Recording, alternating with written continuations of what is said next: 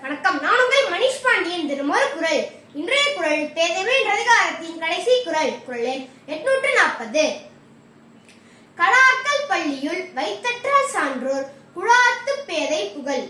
இந்த குரலுடைய விளக்கம் என்னவென்றால், The presence of fool in the assembly of learned people is like keeping one's unwashed foot on the bed. அதாவது, சான்றோர்கள் கூடியிருக்கும் இடத்தில் ஒரு அறிவற்றவன் இருப்பது கழுவாத காலை படுக்கை மேல் வைப்பது போல் ஆகும். இந்த குரலுடைய இந்தி விளக்கம் என்னவென்றால், विद्वानों के सभा में मूर्खों का दिखना बिस्तर पर बिने धुए पैर को रखने का समान होता है. இதைத்தான் வள்ளுவர் கூறியுள்ளார்.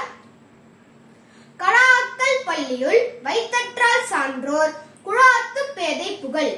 நன்றி. மீண்டும் நாளை சந்திப்போம்.